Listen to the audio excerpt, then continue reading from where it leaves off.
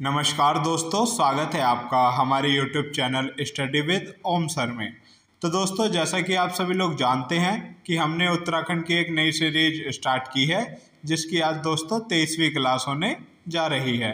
इसमें हम दोस्तों उत्तराखंड की परीक्षा वाणी बुक के चैप्टर वाइज समरी का जो है ऑब्जेक्टिव क्वेश्चन के आधार पर हल करने वाले हैं। हमारे द्वारा कराए जाने वाले क्वेश्चन दोस्तों एग्जाम की दृष्टि से बहुत ही महत्वपूर्ण रहने वाले हैं और भावी और आगामी एग्जामों में जो है आपकी बहुत मदद करेंगे यह क्वेश्चन। तो चलिए बिना देरी के शुरू करते हैं आज के हमारे पहले क्वेश्चन से। आज की क्लास का हमारा पहला क्वेश्चन है दोस्तों, कौन सा मंदिर हरिद्वार जनपद में स्थित नहीं है। तो दोस्तों वह कौन सा मंदिर है जो हरिद्वार जनपद में स्थित नहीं है। तो इस क्वेश्चन का सही आंसर है दोस्तों ऑप्शन नंबर बी, लक्षेश्वर मंदिर। तो दोस्तों जो लक्षेश्वर मंदिर है यह हरिद्वार जनपद में स्थित नहीं है। लक्षेश्वर मंदिर उत्तरकाशी जनपद में दोस्तों स्थित है। अगर बात करें दोस्तों भारत माता मंदिर की, तो भारत माता मंदिर जो है दोस्तों हरिद्वार जनपद में स्थित है। यह 180 फीट दोस्तों 180 फीट ऊंचा मंदिर है, जिसकी स्थापना 1983 में दोस्तों भारत माता मंदिर की स्थापना 1983 में स्वामी मित्रानंद दोस्तों स्वामी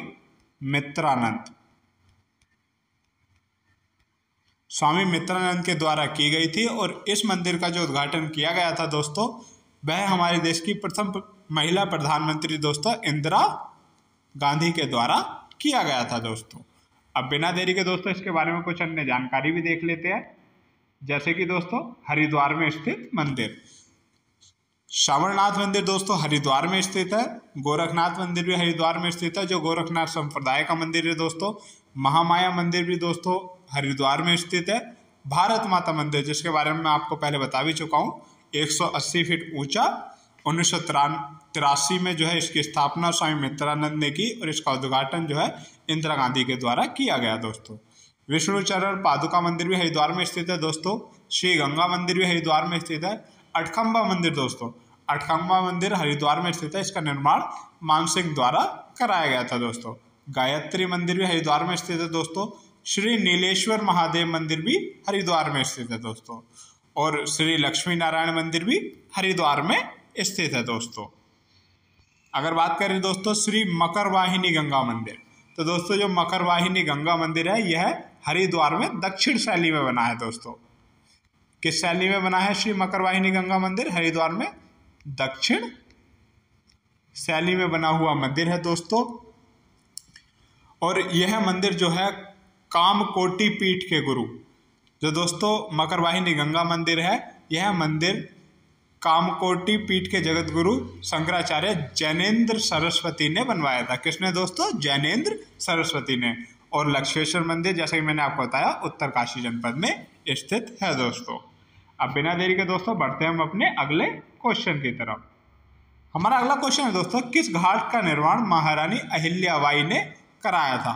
तो दोस्तों महारानी अहिल्याबाई ने जो है किस घाट का निर्माण कराया था दोस्तों? तो इस क्वेश्चन का सही आंसर है दोस्तों ऑप्शन नंबर सी दोस्तों, ऑप्शन नंबर सी, कुर्शावत घाट।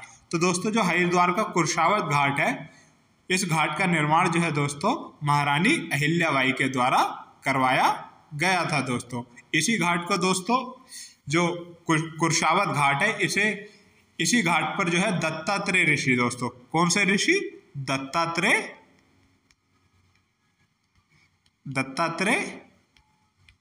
ऋषि के द्वारा जो है तपस्या की गई थी। और दोस्तों इसे ही गौ घाट के नाम से भी जाना जाता है। तो कुर्शावत घाट को ही गौ घाट के नाम से भी जाना जाता है दोस्तों। और यहाँ पितृ अर्पण कार्य किया जाता है दोस्तों। अब बिना देरी के दोस्तों इसके बारे में कुछ अन्य जानकारी भी देख लेते हैं। जैसा कि इस घाट में दत्तात्रेय ऋषि ने एक पैर पर खड़े होकर तपस्या की थी और इसे गौ घाट के भी नाम से जाना जाता है दोस्तों। अब बढ़ते हैं हम अपने अगले क्वेश्चन की तरफ। हमारा अगला क्वेश्चन है दोस्तों, हरिद्वार की अधिष्ठात्री देवी है। तो दोस्तों हरिद्वार की अधिष्ठात्री देवी कौन है? तो इस क्वेश्चन का सही आंसर रहने वाला है दोस्तों ऑप्शन नंबर सी दोस्तों, ऑप्शन नंबर सी, माया देवी। जो माया देवी है दोस्तों, यह हरिद्वार की अधिष्ठात्री देवी है और दोस्तों बात कर लेते हैं मनसा देवी मंदिर की। तो माँ मनसा देवी मंदिर जो है हरिद्वार में स्थित है और माँ चंडी देवी मंदिर भी हरिद्वार में स्थित है दोस्तों। अब बिना देरी के दोस्तों बढ़ते हैं हम अपने अगले क्वेश्चन की तरफ। हमारा अगला क्वेश्चन है दोस्तों, चंडी देवी मंदिर किस जनपद में स्थित है। तो दोस्तों जो चंडी देवी मंदिर है वह किस जनपद में स्थित है। तो इस क्वेश्चन का सही आंसर होगा दोस्तों ऑप्शन नंबर ए, पौड़ी जनपद में दोस्तों। चंडी देवी मंदिर जो है दोस्तों शिवालिक श्रेणी के जो है नील शिखर पर स्थित है दोस्तों। किस शिखर पर? नील पर्वत पर जो है दोस्तों चंडी देवी मंदिर स्थित है और यह पौड़ी जनपद में स्थित है। इस मंदिर को जो है दोस्तों 1929 में राजा सुचेत सिंह दोस्तों, 1929 में राजा सुचेत सिंह दोस्तों, सुचेत सिंह के द्वारा जो है बनवाया गया था। और चंडी देवी मंदिर में जो है दोस्तों 1997 में, चंडी देवी मंदिर में 1997 में जो है दोस्तों रोप वे का जो है निर्माण कराया गया था दोस्तों। अब बिना देरी के दोस्तों देख लेते हैं इसके बारे में कुछ अन्य जानकारी भी, जैसे कि मनसा देवी मंदिर जो है हरिद्वार के बिल्व पर्वत पर स्थित है दोस्तों और चंडी देवी मंदिर जो है पौड़ी जिले के नील पर्वत पर स्थित है दोस्तों। अब बिना देरी के बढ़ते हैं हम अपने अगले क्वेश्चन की तरफ दोस्तों। हमारा अगला क्वेश्चन दोस्तों, भीमगोड़ा कुंड किस जनपद में स्थित है। तो दोस्तों जो भीमगोड़ा कुंड है यह किस जनपद में स्थित है। तो इस क्वेश्चन का सही आंसर होगा दोस्तों ऑप्शन नंबर ए दोस्तों, हरिद्वार जनपद में। भीमगोड़ा कुंड जो है दोस्तों हरिद्वार जनपद में स्थित है। यह पांडव काल का कुंड है दोस्तों। जो भीमगोड़ा कुंड है दोस्तों यह पांडव काल का कुंड है दोस्तों और यह कुंड भीम के घोड़े की जो खड़ाऊ होती है दोस्तों, जो भीम के घोड़े की खड़ाऊ थी उससे बनाया हुआ कहा जाता है दोस्तों। तो पांडव काल का कुंड है और यह हरिद्वार जनपद में स्थित है दोस्तों। अब बिना देरी के दोस्तों बढ़ते हैं हम अपने अगले क्वेश्चन की तरफ। हमारा अगला क्वेश्चन है दोस्तों, शांति कुंज की स्थापना किस वर्ष हुई। तो इस क्वेश्चन का सही आंसर है दोस्तों ऑप्शन नंबर बी, 1971 में। 1971 में दोस्तों हरिद्वार जनपद में जो है शांति कुंज की स्थापना की गई। शांति कुंज की स्थापना जो है दोस्तों पंडित श्रीराम शर्मा दोस्तों, पंडित श्रीराम शर्मा के संरक्षण में की गई थी दोस्तों। और शांति कुंज को दोस्तों वर्तमान में गायत्री तीर्थ के नाम से भी जाना जाता है। जो शांति कुंज है इसे वर्तमान में गायत्री तीर्थ दोस्तों, गायत्री तीर्थ के नाम से भी शांति कुंज को वर्तमान में जाना जाता है। और शांति कुंज के वर्तमान उत्तराधिकारी दोस्तों प्रणब पांड्या हैं दोस्तों। कौन दोस्तों? प्रणब पांड्या जो हैं यह शांति कुंज के वर्तमान उत्तराधिकारी हैं दोस्तों। अगर बात करें शांति कुंज के बारे में तो दोस्तों शांति कुंज जो है जिसे वेद माता गायत्री ट्रस्ट भी कहा जाता है दोस्तों, इसके द्वारा दोस्तों हरिद्वार के श्री देव संस्कृति विश्वविद्यालय, जो हरिद्वार का श्री देव संस्कृति विश्वविद्यालय है दोस्तों, उसका संचालन किया जाता है दोस्तों। और हरिद्वार के श्री देव संस्कृति विश्वविद्यालय की जो स्थापना की गई थी दोस्तों मैं बता देता हूं आपको, 11 अप्रैल 2002 को दोस्तों, 11 अप्रैल 2002 को जो है हरिद्वार के श्री देव संस्कृति विश्वविद्यालय की स्थापना की गई थी, जिसके संस्थापक पंडित श्री राम शर्मा थे। और शांति कुंज या गायत्री ट्रस्ट के द्वारा जो है दोस्तों इस विश्वविद्यालय का संचालन भी किया जाता है दोस्तों। अब बिना देरी के दोस्तों बढ़ते हैं हम अपने अगले क्वेश्चन की तरफ। हमारा अगला क्वेश्चन है दोस्तों, कालिदास के किस ग्रंथ में कनखल का वर्णन है। तो दोस्तों जो कनखल है यह हरिद्वार का एक उपनगर है दोस्तों। और पौराणिक काल में जो है दोस्तों कनखल जो है दक्ष प्रजापति की राजधानी हुआ करता था दोस्तों। तो कालिदास के किस ग्रंथ में कनखल का वर्णन मिलता है। तो इस क्वेश्चन का सही आंसर है दोस्तों ऑप्शन नंबर ए, मेघदूतम। जो कालिदास की रचना आती है दोस्तों मेघदूतम, इसमें कनखल का वर्णन मिलता है और यह हरिद्वार जनपद का एक उपनगर है। यहाँ दोस्तों दक्षेश्वर महादेव मंदिर भी स्थित है। जो कनखल है यहाँ पर दक्षेश्वर महादेव मंदिर भी स्थित है दोस्तों, जिसका निर्माण जो है दक्ष प्रजापति ने करवाया था। और दक्ष प्रजापति की जो राजधानी थी दोस्तों वह कनखल थी दोस्तों। और बात करें यहाँ पर जो है दोस्तों, जो दक्षेश्वर मंदिर है दोस्तों, यह लंढौर रियासत की राजधानी धनकौर के द्वारा बनवाया गया था। जो लंढौर छावनी है वह कब बनी दोस्तों, तो 1836 में जो है लंढौर छावनी बनी। और इसी छावनी या इसी रियासत के एक रानी थी धनकौर, उनके द्वारा जो है दक्षेश्वर मंदिर बनवाया गया था दोस्तों। यहाँ पर रामेश्वर मंदिर, महाविद्या मंदिर और शमशान मंदिर आदि कनखल में स्थित है दोस्तों। और एक आती है दोस्तों नारायणी शिला, जो नारायणी शिला है दोस्तों यह भी कनखल में स्थित है। तो यह कुछ जानकारी थी दोस्तों कनखल के संदर्भ में। अब बिना देरी के दोस्तों इसके बारे में कुछ अन्य तथ्य भी देख लेते हैं, जैसे कि दक्ष प्रजापति मंदिर हरिद्वार में स्थित है, सती कुंड हरिद्वार में स्थित है, नारायणी शिला हरिद्वार में स्थित है, शमशान मंदिर भी हरिद्वार में स्थित है और तिलहावडेश्वर मंदिर भी हरिद्वार में स्थित है। यानी कि यह जितने भी मंदिर हैं दोस्तों, यह जो है हरिद्वार के उपनगर कनखल में स्थित है दोस्तों। अब बिना देरी के दोस्तों बढ़ते हैं हम अपने अगले क्वेश्चन की तरफ। हमारा अगला क्वेश्चन है दोस्तों, भारत में पहली बार किस वर्ष रुड़की से पिरानकलियर के बीच रेल इंजन 2 मालवाहक डिब्बों के साथ रवाना हुई? तो दोस्तों भारत में पहली बार जो है रुड़की से पिरानकलियर के बीच जो है एक मालवाहक डिब्बों की एक ट्रेन जो है या रेल इंजन जो है मालवाहक डिब्बों के साथ जो है रवाना हुआ। तो यह किस वर्ष जो है रवाना हुआ था दोस्तों? तो इस क्वेश्चन का सही आंसर है दोस्तों ऑप्शन नंबर ए, 22 दिसंबर 1851 दोस्तों। 22 दिसंबर 1851 को जो है दोस्तों रुड़की से पिरानकलियर के बीच जो है रेल इंजन 2 मालवाहक डिब्बों के साथ जो है भेजा गया था दोस्तों। और इन डिब्बों में जो है मिट्टी भरी होती थी, जिसे गंगा नहर निर्माण के उपयोग में लाया जाता था दोस्तों। अब बिना देरी के दोस्तों बढ़ते हैं हम अपने अगले क्वेश्चन की तरफ। हमारा अगला क्वेश्चन है दोस्तों, रुड़की में Thomson college of civil engineering की स्थापना किस वर्ष हुई? तो दोस्तों रुड़की में Thomson college of civil engineering की स्थापना किस वर्ष हुई? तो इस क्वेश्चन का सही आंसर है ऑप्शन नंबर डी, इनमें से कोई नहीं। क्योंकि दोस्तों जो रुड़की में Thomson college of civil engineering की स्थापना हुई वह 1854 में की गई थी दोस्तों।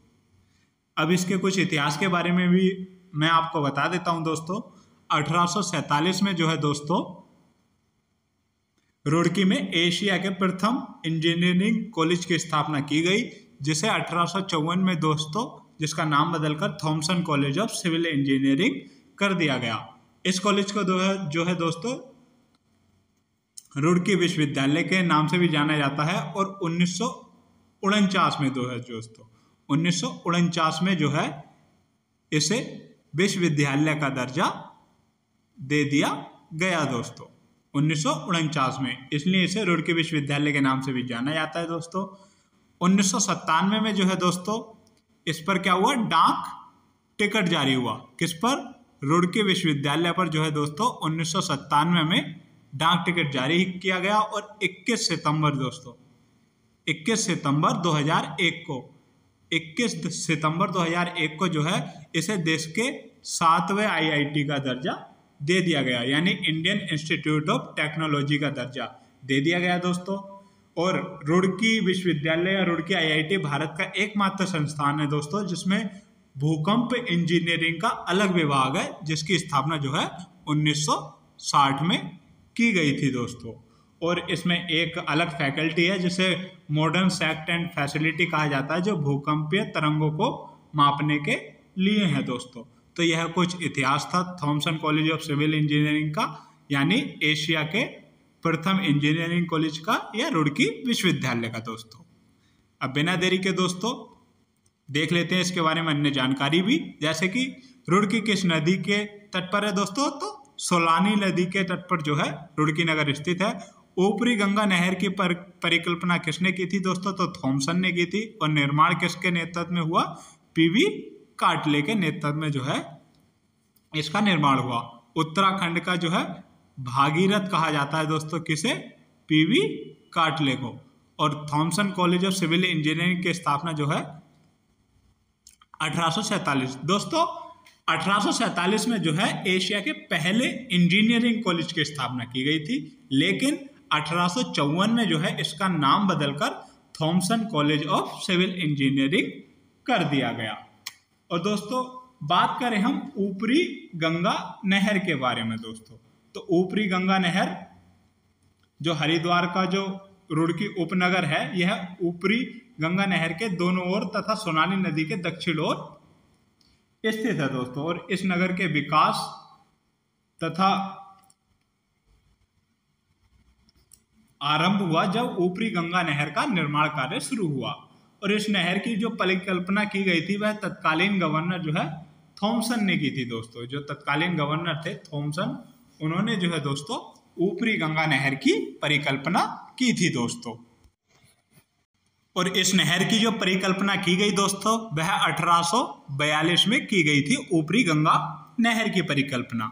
उस समय कुमाऊं कमिश्नर जो थे वह टॉम लिसिंगटन थे। और इस परियोजना का निर्माण जो होता है दोस्तों 1856 में हो जाता है दोस्तों।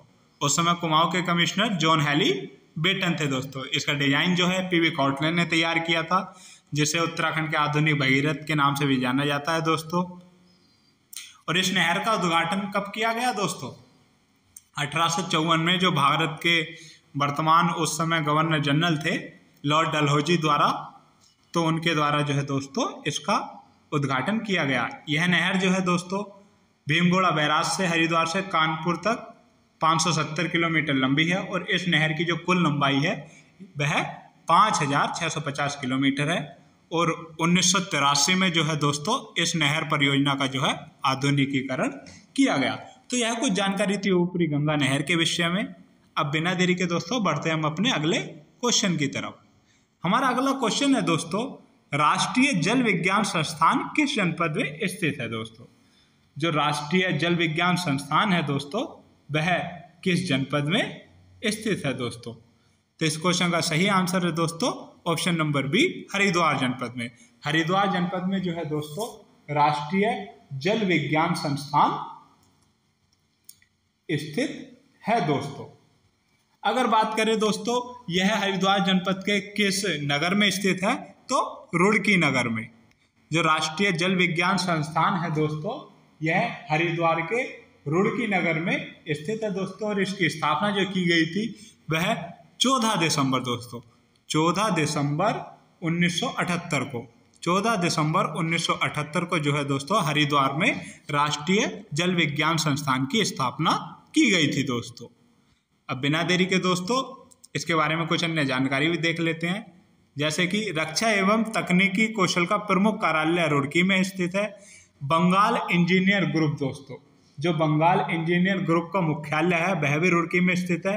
केंद्रीय भवन अनुसंधान संस्थान दोस्तों, केंद्रीय भवन अनुसंधान संस्थान 1947 से जो है रुड़की में स्थित है दोस्तों। राष्ट्रीय जल विज्ञान संस्थान जो है दोस्तों 14 दिसंबर 1978 से रुड़की में स्थित है दोस्तों। भारतीय सिंचाई अनुसंधान संस्थान दोस्तों, भारतीय सिंचाई अनुसंधान संस्थान 1928 से दोस्तों 1928 से जो है भारतीय सिंचाई अनुसंधान संस्थान रुड़की में स्थित है। और हजरत अलाउद्दीन अहमद साबिर की दरगाह, जिसे पिरान कलियर के नाम से भी जाना जाता है, यह भी रुड़की में स्थित है।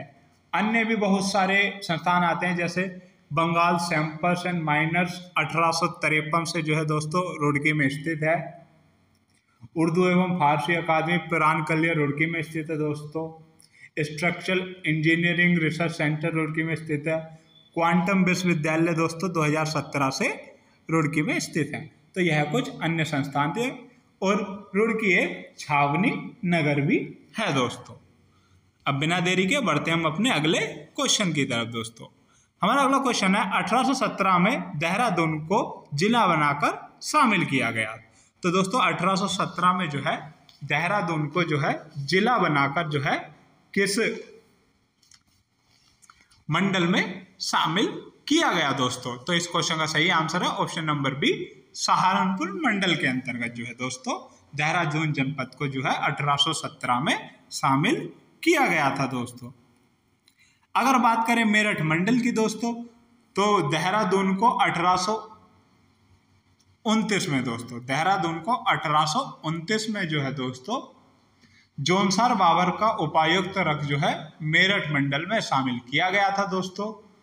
और अगर बात करें इसको देहरादून को गढ़वाल मंडल में कब शामिल किया गया, तो गढ़वाल मंडल में कब शामिल किया गया दोस्तों, तो 1975 में जो है देहरादून को गढ़वाल मंडल में शामिल किया गया। क्योंकि दोस्तों देहरादून का अपना एक अलग इतिहास आता है कि 1817 में जो है दोस्तों इसे सहारनपुर मंडल में शामिल किया जाता है देहरादून को।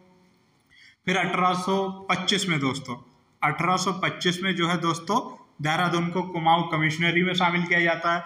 1829 में दोस्तों जोनसार बाबर का उपायुक्त रख इसके साथ देहरादून को मेरठ मंडल में शामिल किया जाता है दोस्तों। फिर 1867 में दोस्तों 1867 में जो है दोस्तों देहरादून नगर पालिका बनता है। फिर 1871 में देहरादून जो है अलग जिले के रूप में प्रकाशित होता है। 1975 में दोस्तों इसे गढ़वाल मंडल में शामिल कर दिया जाता है और 9 दिसंबर 1998 को देहरादून को नगर निगम बना दिया जाता है दोस्तों। तो यह कुछ अन्य जानकारी थी। जब हम देहरादून जिले को विस्तृत रूप से पढ़ेंगे तो इन सभी टॉपिकों के बारे में जो है विस्तार से चर्चा करेंगे दोस्तों। अब बिना देरी के दोस्तों बढ़ते हैं हम अपने अगले क्वेश्चन की तरफ। हमारा अगला क्वेश्चन है दोस्तों, रोबर्स केव नामक स्थल किस जनपद में स्थित है। तो दोस्तों जो रोबर्स केव नामक स्थल है दोस्तों वह किस जनपद में स्थित है दोस्तों। तो इस क्वेश्चन का सही आंसर है दोस्तों ऑप्शन नंबर बी, देहरादून दोस्तों। Option number B, Dehradun. Robbers cave को दोस्तों डाकुओं एवं चोरों की गुफा के नाम से भी जाना जाता है दोस्तों। और यह किस जनपद में स्थित है रोबर्स केव, तो यह देहरादून जनपद में स्थित है दोस्तों। अब बिना देरी के दोस्तों बढ़ते हैं हम अपने अगले क्वेश्चन की तरफ। हमारा अगला क्वेश्चन है दोस्तों, भागीरथी रिजोर्ट नामक पिकनिक स्थल किस जनपद में स्थित है दोस्तों। तो जो भागीरथी रिजोर्ट नामक पिकनिक स्थल है यह किस जनपद में स्थित है दोस्तों। तो इस क्वेश्चन का सही आंसर है दोस्तों ऑप्शन नंबर डी, इनमें से कोई नहीं। क्योंकि भागीरथी रिजोर्ट नामक पिकनिक स्थल जो है यह देहरादून में स्थित है दोस्तों। भागीरथी रिजोर्ट दोस्तों, क्योंकि देहरादून से 19 किलोमीटर दूर जो है दोस्तों देहरादून चक्राता मार्ग पर जो है दोस्तों भागीरथी रिजोर्ट सेलाकुई में स्थित है दोस्तों। कहाँ पर, देहरादून के सेलाकुई में भागीरथी रिजोर्ट जो है दोस्तों एक स्थित है और यह एक प्रसिद्ध पिकनिक स्पॉट है दोस्तों। अब बिना देरी के दोस्तों बढ़ते हैं हम अपने अगले क्वेश्चन की तरफ। हमारा अगला क्वेश्चन है दोस्तों, गौतम कुंड स्थित है। जो गौतम कुंड है दोस्तों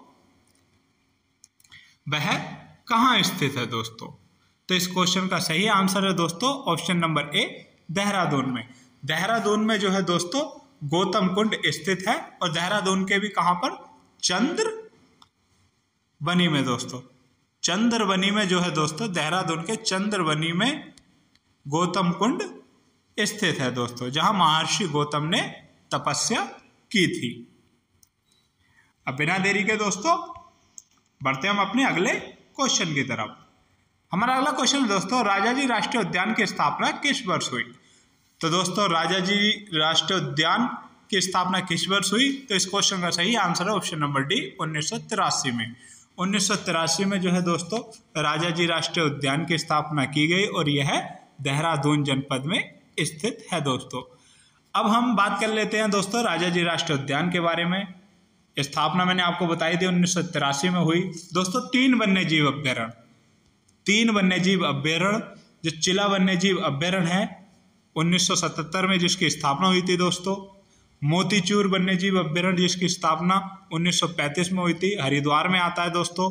चिला पौड़ी में आता है दोस्तों। और राजाजी राष्ट्रीय अभ्यारण्य जिसकी स्थापना जो है 1948 में की गई थी दोस्तों। इन तीनों को मिलाकर जो है 1983 में राजाजी राष्ट्रीय उद्यान बनाया गया। और राजाजी राष्ट्रीय उद्यान जो है विशेषकर जो है दोस्तों हाथियों के लिए प्रसिद्ध है। अगर बात करें राजाजी राष्ट्रीय उद्यान का जो नाम रखा गया है दोस्तों, स्वतंत्र भारत के प्रथम भारतीय गवर्नर जनरल श्री राजगोपालाचारी के नाम पर रखा गया है। और राजाजी राष्ट्रीय उद्यान को जो है दोस्तों 2016 में देश का दूसरा टाइगर रिजर्व घोषित किया गया दोस्तों। 3 जिले देहरादून, पौड़ी और हरिद्वार में फैला है और इसका क्षेत्रफल जो है दोस्तों 820.4 किलोमीटर स्क्वायर है दोस्तों, जो कि राज्य का दूसरा सबसे बड़ा उद्यान है। इसमें 23 प्रकार के स्तनधारी वन्य प्राणी एवं 313 प्रकार के जो है पक्षी पाए जाते हैं। तो यह जानकारी थी राजाजी राष्ट्रीय उद्यान के संदर्भ में। अब बिना देरी के दोस्तों बढ़ते हम अपने अगले क्वेश्चन की तरफ।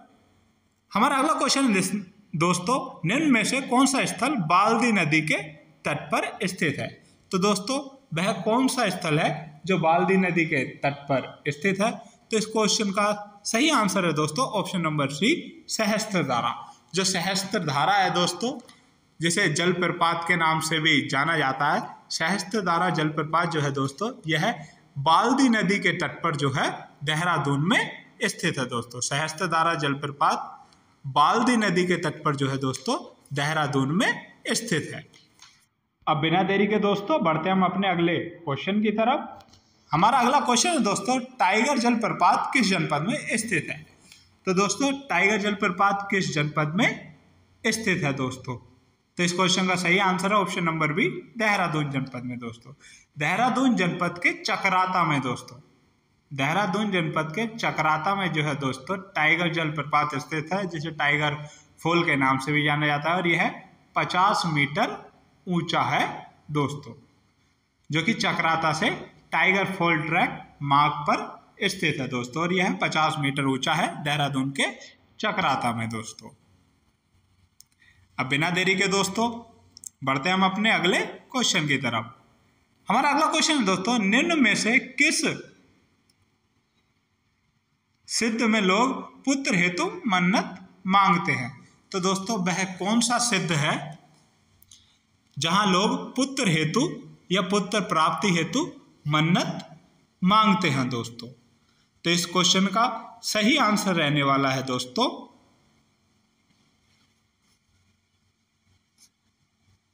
ऑप्शन नंबर सी दोस्तों। ऑप्शन नंबर सी, कालो सिद्ध। जो कालो सिद्ध है दोस्तों भानियावाला, जो भानियावाला देहरादून में स्थित है, तो भानियावाला में स्थित है दोस्तों। यानी कि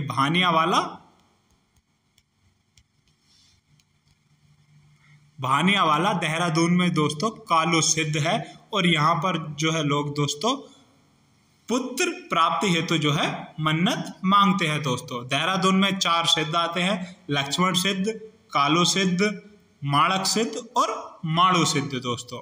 यह 4 सिद्ध जो है देहरादून जनपद में स्थित है। इनमें से एक सिद्ध कालो सिद्ध में जो है दोस्तों लोग पुत्र प्राप्ति हेतु मन्नत मांगते हैं दोस्तों। अब बिना देरी के दोस्तों बढ़ते हम अपने अगले क्वेश्चन की तरफ। हमारा अगला क्वेश्चन है दोस्तों, निम्न में से कौन सा सिद्ध देहरादून जनपद में स्थित नहीं है दोस्तों? तो दोस्तों इस क्वेश्चन का सही आंसर है दोस्तों ऑप्शन नंबर ए, भैरव सिद्ध। जो भैरव सिद्ध है दोस्तों यह देहरादून जनपद में स्थित नहीं है। माणु सिद्ध, लक्ष्मण सिद्ध और माणक सिद्ध दोस्तों यह सभी देहरादून जनपद में स्थित है। और ये चारों सिद्ध यानी कि माणु सिद्ध, लक्ष्मण सिद्ध, माणक सिद्ध और कालो सिद्ध दोस्तों, ये 4 सिद्ध आते हैं। भैरव सिद्ध जो है देहरादून में नहीं आता। जो ये माणु सिद्ध, लक्ष्मण सिद्ध, माणक सिद्ध और कालो सिद्ध है दोस्तों, यह 4 सिद्ध देहरादून जनपद में दत्तात्रेय भगवान के 4 सिद्धों में से एक है दोस्तों। अब बिना देरी के दोस्तों बढ़ते हम अपने अगले क्वेश्चन की तरफ। हमारा अगला क्वेश्चन है दोस्तों, निम्न में से कौन सा स्थल यमुना और रेखनाल नदियों के संगम पर स्थित है? तो दोस्तों वह कौन सा स्थल है जो यमुना और रेखनाल नदी के संगम पर स्थित है? तो इस क्वेश्चन का सही आंसर है दोस्तों ऑप्शन नंबर सी, लाखा मंडल। जो लाखा मंडल है दोस्तों देहरादून में स्थित है। लाखा मंडल यह जो है यमुना और रेखनाल नदियों के संगम पर स्थित है दोस्तों। लोगों का मानना है कि महाभारत काल में लाक्षागृह यही बनाया गया था। तो यह एक धार्मिक स्थल भी है दोस्तों, लाखा मंडल। अब बिना देरी के दोस्तों इसके बारे में कुछ अन्य जानकारी भी देख लेते हैं, जैसे कि मूर्तियों का भंडार लाखा मंडल से प्राप्त है। यहाँ स्थित शिव मंदिर है जो उत्तराखंड शैली का बना है दोस्तों, क्योंकि लाखा मंडल से जो है ना विशाल मूर्तियों का भंडार प्राप्त हुआ है और इन्हीं लाख मूर्तियों के कारण इसका नाम लाखा मंडल पड़ा है दोस्तों। यहाँ उत्तराखंड शैली का जो है शिव मंदिर है, दर्शनीय स्थल है। इस मंदिर के शिवलिंग पर जो है जल डालने पर जो है इसका प्रतिबिंब दोस्तों, जो लाखा मंडल में स्थित शिव मंदिर है, इस पर जो है जल डालने से जो है इस शिवलिंग का जो है प्रतिबिंब दिखाई देता है दोस्तों। अब बिना देरी के दोस्तों बढ़ते हम अपने अगले क्वेश्चन की तरफ। हमारा अगला क्वेश्चन दोस्तों, हनोल किस नदी के तट पर स्थित है? जो हनोल है दोस्तों वह किस नदी के तट पर स्थित है? तो बात कर लेते हैं दोस्तों हनोल की। हनोल जो है देहरादून के चकराता में है दोस्तों। हनोल देहरादून के चकराता में स्थित है दोस्तों, और यह जो है दोस्तों टोंस नदी के किनारे स्थित है। तो इस क्वेश्चन का सही आंसर होगा ऑप्शन नंबर ए, टोंस नदी। हनोल जो है टोंस नदी के किनारे स्थित है दोस्तों। और जोनसार बावर के जो लोग हैं उनका सबसे बड़ा जो तीर्थ स्थल है दोस्तों वह हनोल ही है, क्योंकि यहाँ महासु देवता का सबसे बड़ा मंदिर है। ठीक है दोस्तों, यहाँ महासु देवताओं का सबसे बड़ा मंदिर है, इसलिए जोनसार बावर के लोगों का सबसे बड़ा तीर्थ स्थल जो है वह हनोल माना जाता है। और जोनसारी जनजाति का भी सबसे प्रसिद्ध स्थल जो है वह हनोल ही माना जाता है दोस्तों।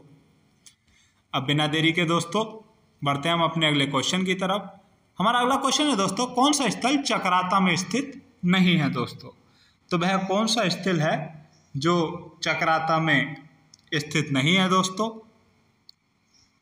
तो इस क्वेश्चन का सही आंसर है दोस्तों option number D, camel bank. जो कैमल बैंक है दोस्तों यह चकराता में स्थित नहीं है दोस्तों। बाकी रामताल गार्डन चकराता में स्थित है और एक पिकनिक स्पॉट है। काणासर दोस्तों ऊंचे पर्वत व घने जंगलों से युक्त एक पर्यटन स्थल है जो कि चकराता में स्थित है। और देवबन एक लोकप्रिय पिकनिक स्पॉट है जो कि चकराता में स्थित है दोस्तों। और जो कैमल बैंक है दोस्तों यह स्थल जो है सूर्यास्त का मनोरम दृश्य प्रस्तुत करता है। और इस समय जो है यहाँ एक बैठे हुए ऊंट के समान जो है एक आकृति प्रतीत होती है दोस्तों। अब बिना देरी के दोस्तों इसके बारे में कुछ अन्य जानकारी भी देख लेते हैं, जैसे बैराटगढ़ स्थित है। तो बैराटगढ़ कहाँ पर स्थित है दोस्तों? चौरानी चोटी पर। जो बैराटगढ़ है यह चौरानी चोटी पर स्थित है दोस्तों। और यह चकराता में स्थित है। और महाभारत काल में जो बैराटगढ़ी थी वह पुलिंद राजा विराट की राजधानी थी दोस्तों। जैसा दे रखा है कि पुलिंद राजा विराट की राजधानी जो थी वह विराटगढ़ी थी। और कैमल बैंक जो है मसूरी में स्थित है। यहाँ से बैठे हुए ऊंट के भांति जो है दोस्तों मनोरम दृश्य दिखाई देता है। अब बिना देरी के दोस्तों बढ़ते हैं हम अपने अगले क्वेश्चन की तरफ। हमारा अगला क्वेश्चन दोस्तों, भारत सरकार के सर्वेयर और जनरल कर्नल एवरेस्ट ने मसूरी में सर्वेक्षण कार्यालय किस वर्ष स्थापित किया? तो दोस्तों जो भारत सरकार के सर्वेयर जनरल थे एवरेस्ट, जिन्होंने दोस्तों माउंट एवरेस्ट की जो ऊंचाई है 1852 में जो है उसका पता लगाया और 29,002 फीट जो है दोस्तों एवरेस्ट की ऊंचाई इन्होंने बताई। 1830 में जो है दोस्तों जो एवरेस्ट थे 1830 में जो है दोस्तों भारत के सर्वेयर जनरल नियुक्त होते हैं और यह जो है माउंट एवरेस्ट की ऊंचाई जो है 29,002 फीट बताते हैं 1852 में। हमें इसमें क्वेश्चन में बताना है कि जो एवरेस्ट थे उन्होंने मसूरी में अपने सर्वेक्षण कार्यालय जो था वह किस वर्ष स्थापित किया था दोस्तों। तो इस क्वेश्चन का सही आंसर रहने वाला है दोस्तों ऑप्शन नंबर डी 1832। 1832 में जो भारत के सर्वेयर जनरल कर्नल थे एवरेस्ट, उन्होंने यहाँ पर सर्वेक्षण कार्यालय स्थापित किया। और कहाँ पर किया? तो मसूरी में दोस्तों। तो इन्होंने अपना जो कार्यालय स्थापित किया वह पर्वतों की रानी मसूरी में स्थापित किया दोस्तों। अब बिना देरी के दोस्तों बढ़ते हम अपने अगले क्वेश्चन की तरफ। हमारा अगला क्वेश्चन है दोस्तों, तिब्बत की पहली निर्वासित सरकार मसूरी में किस वर्ष बनी? जो दोस्तों तिब्बत की जो पहली निर्वासित सरकार थी वह मसूरी में किस वर्ष बनी दोस्तों? तो इस क्वेश्चन का सही आंसर है दोस्तों ऑप्शन नंबर डी 1959। यानी कि चीन अधिकृत तिब्बत से निर्वासित होने के बाद जो है 1959 में तिब्बती धर्मगुरु दलाई लामा ने सबसे पहले मसूरी आए और यहीं तिब्बत की पहली सरकार बनाई 1959 में। बाद में जो है वे हिमाचल प्रदेश के धर्मशाला के पास मैक्लोडगंज स्थानांतरित हो गए और बौद्ध धर्म के भारत में स्थित मठों में से जो है दोस्तों हिमाचल प्रदेश का मैक्लोडगंज मठ भी शामिल है दोस्तों। अब बिना देरी के दोस्तों बढ़ते हम अपने अगले क्वेश्चन की तरफ। तो दोस्तों आज की क्लास का हमारा अंतिम क्वेश्चन रहने वाला है, निम्न में से गंगोत्री यमुनोत्री का प्रवेश द्वार है। तो दोस्तों जो गंगोत्री एवं यमुनोत्री का प्रवेश द्वार किसे कहा जाता है दोस्तों? तो इस क्वेश्चन का सही आंसर रहने वाला है दोस्तों ऑप्शन नंबर बी मसूरी को दोस्तों। गंगोत्री और यमुनोत्री का प्रवेश द्वार दोस्तों मसूरी को कहा जाता है। अगर बात करें चारों धामों का प्रवेश द्वार तो किसे कहा जाता है दोस्तों? हरिद्वार को। चारों धामों का अलग है बहुत, चारों धामों का प्रवेश द्वार की बात करें तो हरिद्वार आ जाता है दोस्तों। और अगर सिर्फ गंगोत्री एवं यमुनोत्री जो धाम है उत्तराखंड में, चार धामों में से एक गंगोत्री एवं यमुनोत्री, उनका प्रवेश द्वार की बात करें तो दोस्तों उनका प्रवेश द्वार कहलाता है मसूरी। तो दोस्तों यह था आज का हमारा अंतिम क्वेश्चन और मैं आशा करता हूं कि जितने भी क्वेश्चन मैंने आपको आज की क्लास में करवाए वह आपको बहुत ही अच्छी तरीके से समझ में आए होंगे। और यह सारे क्वेश्चन दोस्तों एग्जाम की दृष्टि से बहुत ही महत्वपूर्ण और उपयोगी रहने वाले हैं। और जैसे आपको पता है दोस्तों कि उत्तराखंड में वैकेंसी अब वर्तमान में या आने वाले निकट भविष्य में जो है अच्छी तरह से आने वाली हैं, बिल्कुल भरपूर और भरमार मात्रा में दोस्तों। तो सभी लोग अपनी तैयारी में अच्छी तरीके से लग जाइए दोस्तों, क्योंकि जो मानव है दोस्तों ऐसा कोई कार्य नहीं जिसको मानव नहीं कर सकता। यह तो सिर्फ नौकरी की बात है और हम दोस्तों यह सिद्ध कर देंगे कि हम अपनी कड़ी मेहनत और लगन से जो है एक गवर्नमेंट नौकरी प्राप्त कर सकते हैं दोस्तों। तो यही आशा है कि आप सभी लोग अच्छे से पढ़ेंगे, अच्छे से अपना 100% जो है अपनी पढ़ाई को देंगे और एक अच्छे जिम्मेदार नागरिक बनेंगे और एक अच्छे उत्तराखंड के नागरिक बनेंगे दोस्तों। इसी के साथ मैं आपको शुभकामनाएं देता हूं। तब तक के लिए धन्यवाद। जय उत्तराखंड, जय भारत दोस्तों।